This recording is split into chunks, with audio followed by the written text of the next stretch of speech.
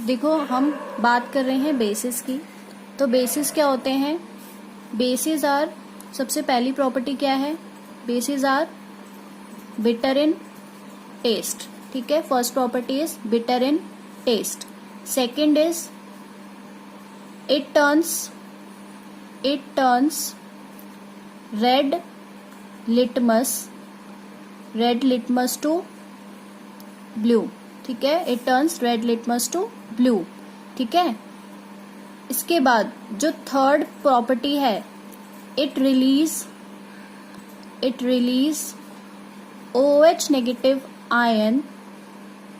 Ions in aqueous solution और aqueous medium.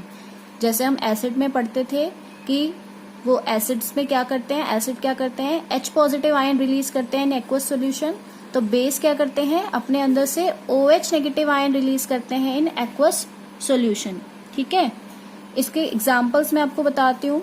What are basis, मतलब क्या क्या एग्जांपल्स हैं बेसिस के। जितने भी सोप हैं, ठीक है, all soaps are basic in nature. ठीक है, क्योंकि हम उसको क्या किस लिए यूज करते हैं, फॉर क्लीनिंग पर्पस। ठीक है, फॉर क्लीनिंग पर्पस। कोलगेट, ठीक है। इसके बाद इनो ले सकते हो आप, Eno as a antacid use करते हो आप। जब एसिडिटी हो जाती है तो हम क्या करते हैं, उसके अपोजिट नेचर के सब्सटेंस को यूज करते हैं ताकि एसिडिटी कम हो जाए और रिलीफ मिले, तो उसको हम आंट एसिड भी बोलते हैं। इनो की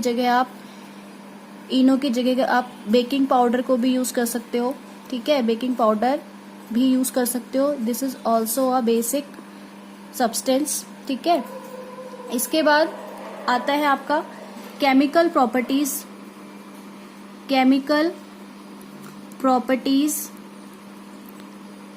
ऑफ बेस। ठीक है, जैसे हमने केमिकल प्रॉपर्टीज एसिड की पढ़ी थी, सेम हम केमिकल प्रॉपर्टीज बेस की भी पढ़ेंगे। ठीक है, अब आपको याद हो तो केमिकल प्रॉपर्टीज ऑफ एसिड में हमने एक टर्म पढ़ा था, अर्हेनियस कॉन्सेप्ट ऑफ एसिड। ठीक है, what about that? Arrhenius concept of acid क्या था? The substance which release H positive ion. ठीक है, वो सब्सटेंस जो H पॉजिटिव आयन रिलीज करते हैं in aqueous solution, aqueous medium में, दैट इज अर्हेनियस एसिड। ठीक है, यही पढ़ा था। तो अगर मैं बात करूं अर्हेनियस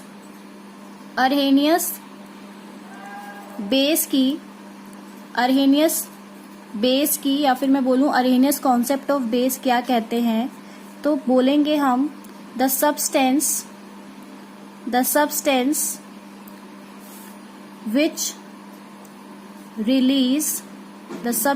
which release OH negative ion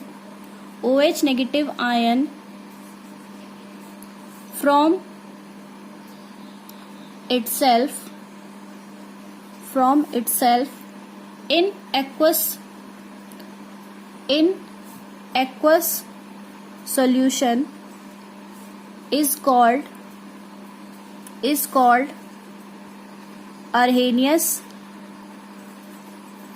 अर्हेनियस base. आई बात समझ में? The substance which release OH negative ion from itself in aqueous solution is called Arrhenius base. अब कैसे वो OH नेगेटिव आयन को रिलीज करते हैं वो देखते हैं। ठीक है, देखो जैसे हमने देखा था मेटल। ठीक है, मेटल ऑक्सीजन के साथ जुड़ता है। ठीक है, मेटल क्या करता है, ऑक्सीजन के साथ जुड़ता है। और ऑक्सीजन किसके साथ रहता है, हाइड्रोजन के साथ। ठीक है, ऑक्सीजन किसके साथ रहता है, हाइड्रोजन के साथ, क्योंकि ऑक्सीजन को क्या चाहिए, इलेक्ट्रॉन्स। तो वो इस पर्पस से रहता है हाइड्रोजन के साथ कि वो जैसे ही पानी में जाएगा वो हाइड्रोजन के इलेक्ट्रॉन्स को ले लेगा अपने ऊपर, है ना। तो इसी पर्पस से ये ऑक्सीजन क्या करता है, हाइड्रोजन के साथ जुड़ा रहता है। ठीक है, अब अगर आपको याद हो तो मेटल्स क्या होते हैं, मेटल्स मैंने आपको बताए थे कि जो अपने अंदर पॉजिटिव चार्ज रखते हैं। पॉजिटिव चार्ज कैसे रखते हैं, क्योंकि वो इलेक्ट्रोपॉजिटिव एलिमेंट होते हैं, क्योंकि वो अपने अंदर से इलेक्ट्रॉन्स को लूज करते हैं, है ना। जैसे हमने सोडियम की बात की थी, सोडियम का इलेक्ट्रॉनिक कॉन्फ़िगरेशन 281 होता है। इसका जो एक इलेक्ट्रॉन है वैलेंस शेल में, वो उसको देना है ताकि वो अपने आउटर मोस्ट शेल में 8 इलेक्ट्रॉन्स रखे और अपने आप को स्टेबल कर दे। तो स्टेबल होने के लिए वो क्या करता है, अपने इलेक्ट्रॉन्स को दे देता है और खुद स्टेबल हो जाता है। तो सोडियम क्या है, एक मेटल है, दैट इज इलेक्ट्रोपॉजिटिव।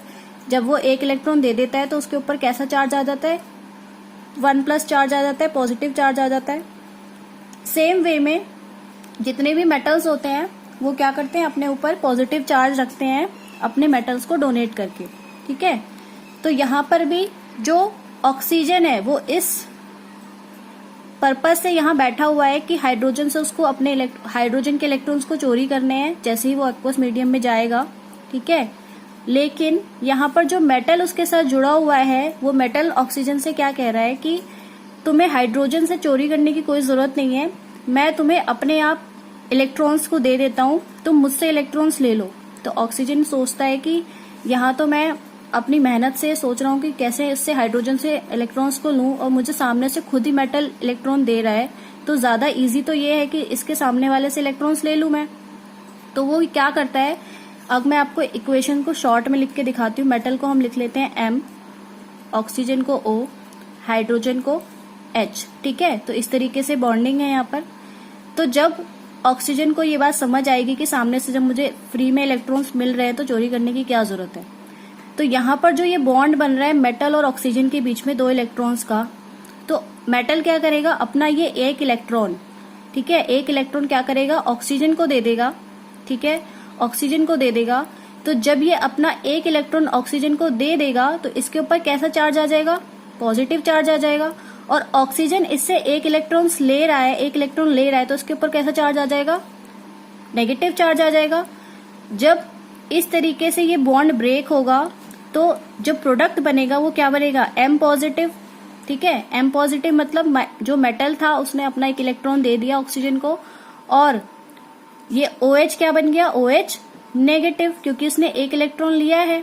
ठीक है, तो इस तरीके से एक्वस मीडियम में जाने के बाद इसमें ब्रेकिंग होती है और मेटल अपना इलेक्ट्रॉन ऑक्सीजन को दे देता है। जब ऑक्सीजन को इलेक्ट्रॉन मिल ही गया तो अब उसको हाइड्रोजन के साथ कोई चोरी करने की जरूरत नहीं है, तो वो हाइड्रोजन और ऑक्सीजन साथ साथ रहते हैं और जो इलेक्ट्रॉन्स की कमी होती है वो मेटल उसे दे देता है। इस तरीके से हाइड्रोजन और ऑक्सीजन साथ हो गए और क्या बना लिया, OH नेगेटिव आयन बना लिया और मेटल पॉजिटिव चार्ज हो गया।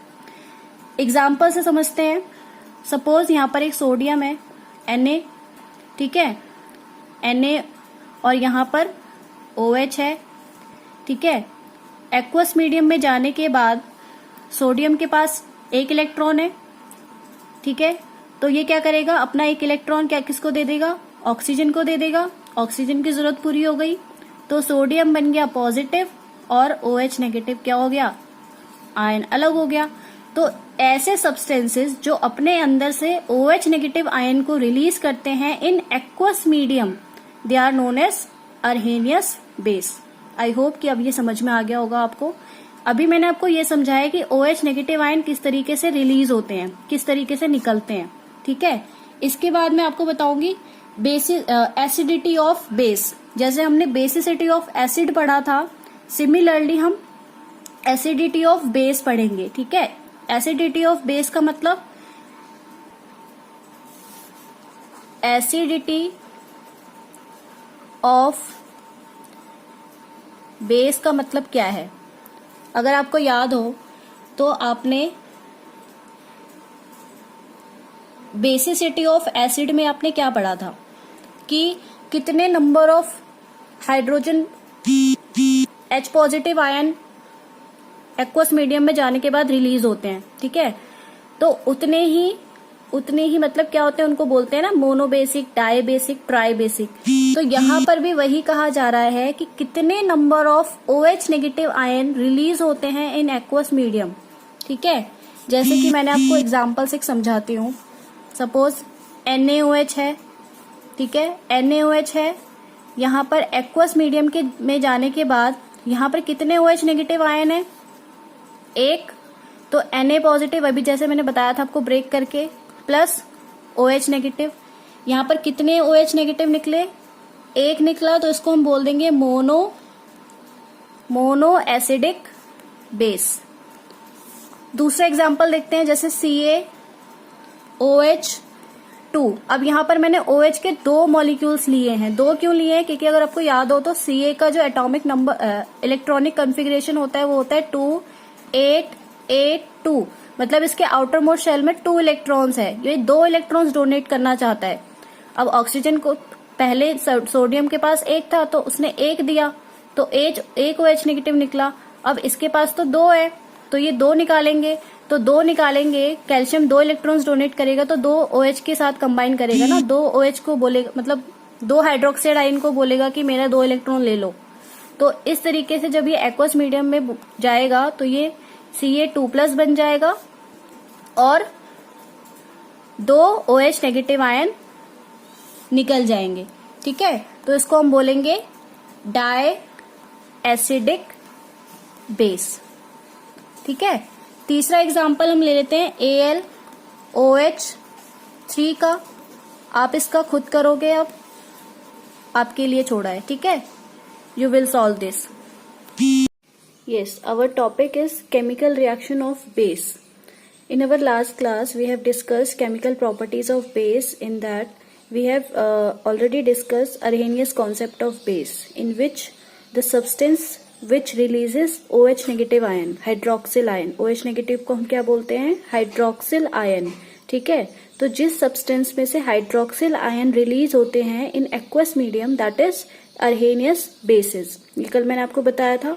और जितने बेसिस रिलीज होंगे, जितने OH नेगेटिव रिलीज होंगे, वो उतने ही एसिड को क्या करते हैं? न्यूट्रलाइज करते हैं। इसीलिए हम उनको क्या बोलते हैं? Acidity of base. ये कल बताया था।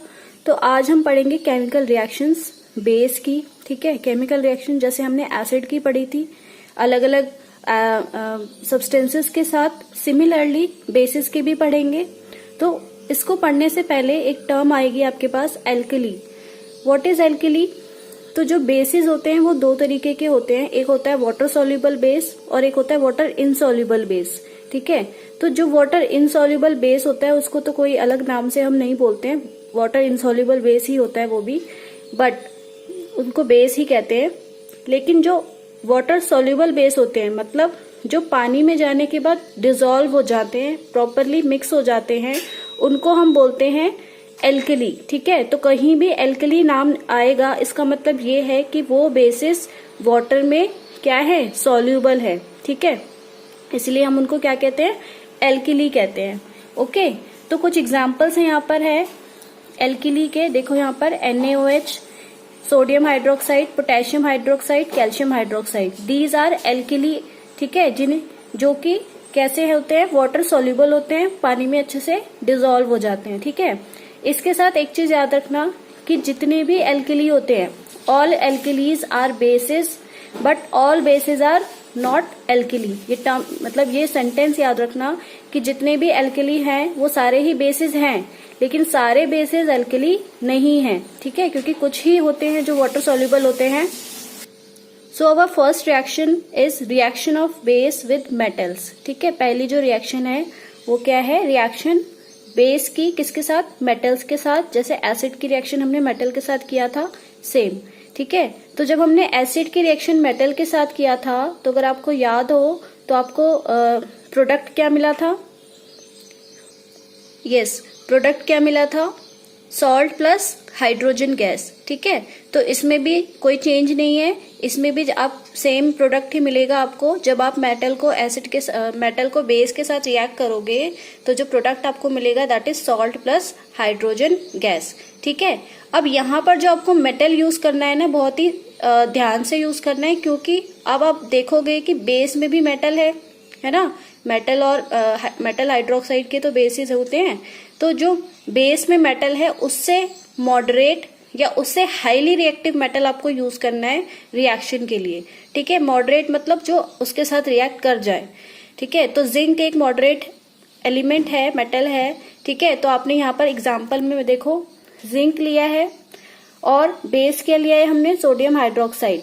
ठीक है, जब आप रिएक्शन करोगे तो जो सॉल्ट बनेगा वो बनेगा सोडियम जिंकेट। अभी मैं आपको उसका फॉर्मूला बना के दिखाऊंगी किस तरीके से ये फॉर्मूला बना है Na2ZnO2, ठीक है। प्लस हाइड्रोजन गैस रिलीज होगी, जैसे कि हमने रिएक्शन में लिखा है सॉल्ट प्लस हाइड्रोजन गैस। तो जिंक हमने मेटल लिया था, बेस हमने सोडियम हाइड्रोक्साइड लिया था और हमने रिएक्शन कराई, ठीक है। तो क्या बना, सोडियम जिंकेट, ठीक है, प्लस हाइड्रोजन गैस रिलीज हुई। अब आप देखो, मैं आपको फॉर्मूला भी सिखा देती हूँ किस तरीके से फॉर्मूला बना है ये Na2ZnO2। देखो, जब हमने मेटल की रिएक्शन एसिड के साथ कराई थी तो क्या बनता था बेटा, सॉल्ट बनता था, ठीक है, मेटल का सॉल्ट बनता था, ठीक है, हाइड्रोजन रिलीज होती थी। सिमिलरली हम क्या करा रहे हैं, जिंक की रिएक्शन करा रहे हैं, बेस की जिंक मेटल की रिएक्शन करा रहे हैं बेस के साथ, दैट इज NaOH के साथ। तो इसका भी सॉल्ट बनेगा, ये भी मेटल है, ये भी मेटल है, ठीक है, इन दोनों मेटल का ही सॉल्ट बनेगा। तो कैसे लिखोगे, NaZnO, ठीक है, क्योंकि मैंने आपको लास्ट क्लास में सिखाया था ना कि ऑक्सीजन क्या होता है, इलेक्ट्रॉन डेफिशिएंट होता है, इलेक्ट्रॉन की कमी होती है इसके पास, तो ये चोरी करता है हाइड्रोजन से। अब जब सामने वाला मेटल खुद से कह रहा है कि आप मुझसे हाइड्रोजन ले लो, तो वो हाइड्रोजन मुझसे इलेक्ट्रॉन ले लो, तो वो हाइड्रोजन से चोरी क्यों करेगा, इसीलिए ऑक्सीजन किसके साथ कंबाइन हो जाता है, मेटल के साथ, और सॉल्ट बनाता है, ठीक है। तो ऑक्सीजन तो इनके साथ आ गया और हाइड्रोजन क्या हो गई, H2 गैस बनके रिलीज हो गई। तो अब इसको चेक करो, इसका फॉर्मूला कैसे, अब यहां पर देखो, ये अगर आप चार्जेस की बात करो, मैं आपको फॉर्मूला सिखा रही हूँ कि आप फॉर्मूला कैसे याद रख सकते हो कि क्या सॉल्ट बनेगा, ठीक है। तो उसके लिए देखो, सोडियम का चार्ज कितना होता है, +1 होता है। जिंक का चार्ज कितना होता है, अगर किसी को नहीं पता तो मैं बता देती हूँ, याद रखना, जिंक का जो चार्ज होता है वो होता है +2, ठीक है। और ऑक्सीजन का सबको पता है कितना होता है, -2। अब आप यहां पर देखोगे प्लस चार्ज कितने हैं, +1 और +2 कितने हो गए, +3, और माइनस चार्ज कितने हैं, 2, ठीक है। तो +3 और -2 तो कोई इक्वल नहीं हो रहे, तो कैंसिल आउट नहीं कर सकते हम, ठीक है। तो अब हम क्या करेंगे, यहाँ पर एटम्स की जो अमाउंट है, एटम्स की जो क्वांटिटी है उसको बढ़ा देंगे ताकि वो इक्वल होके कैंसिल आउट हो जाए। तो यहाँ पर आप कैसे बढ़ा सकते हो, देखो, सोडियम का कितना था, +1 था, इसको 2 से मल्टीप्लाई कर दोगे, ठीक है, सोडियम के 2 एटम्स ले लोगे। जिंक का तो +2 है ही, इसको कुछ करने की जरूरत नहीं है। और ऑक्सीजन के 2 थे, इसको 2 से मल्टीप्लाई कर दोगे तो कितने हो जाएंगे, 4 हो जाएंगे। तो अब देखो, सोडियम के आपने 2 एटम्स ले लिए, 2 + 1, 2 × +1 कितना हो गया, 2। तो सोडियम के कितने एटम लेने हैं आपको, 2। जिंक के कितने हैं, जिंक के तो 2 ही हैं, ठीक है, इसमें कोई मल्टीप्लाई नहीं किया आपने, एक ही एटम लिया है, एक ही एटम का जो चार्ज होता है कितना होता है, +2। और ऑक्सीजन का कितना हो गया, एटम 2, क्योंकि एक एटम का चार्ज कितना है, -2, तो 2 एटम का चार्ज कितना हो गया, -4। अब यहां पर देखो, ये +4, ये -4, दोनों इक्वल हो गए चार्जेस, ठीक है। तो इसका फॉर्मूला क्या बन गया, Na2ZnO2, जो कि मैंने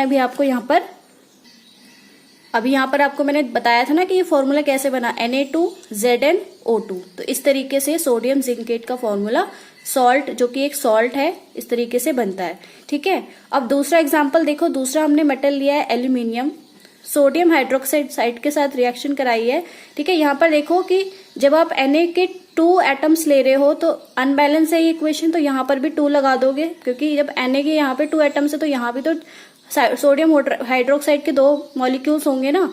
तो इस तरीके से आप बैलेंसिंग कर सकते हो, ठीक है। बट यहाँ पे फॉर्मूला आपको ध्यान से बनाना है, इसी तरीके से चार्जेस को रखकर, ठीक है। अब दूसरा देखो, एल्यूमिनियम है, सोडियम हाइड्रोक्साइड है, तो यहाँ पर जो फॉर्मूला बनेगा, कैसे, दोनों ही मेटल का बनेगा, दोनों ही मेटल के सॉल्ट बनेंगे। तो सोडियम एल्यूमिनेट, इसको क्या बोलते हैं, सोडियम एल्यूमिनेट। यहाँ पर देखो चार्जेस अगर आप देखोगे, मैं बता देती हूँ, ये भी सोडियम एल्यूमिनेट, ठीक है, क्या बना है। तो यहाँ पर देखो, आपने क्या लिया था, एल्यूमिनियम लिया था, सोडियम हाइड्रोक्साइड लिया था, तो दोनों के ही सॉल्ट बनेंगे, दोनों मेटल के सॉल्ट बनेंगे। तो Na लिख दिया हमने, दूसरा मेटल हमने एल्यूमिनियम लिख दिया, और ऑक्सीजन, ठीक है, इसका सॉल्ट बनेगा। तो Na का चार्ज कितना होता है, +1, ठीक है। और ऑक्सीजन एल्यूमिनियम का चार्ज कितना होता है +3 और ऑक्सीजन का चार्ज कितना होता है -2। अब यहाँ पर +4 चार्ज है, यहाँ पर -2 है, तो इसको 2 से मल्टीप्लाई कर देंगे तो हमारे इक्वल आ जाएगा, ये भी +4 हो जाएगा, ये -4 हो जाएगा।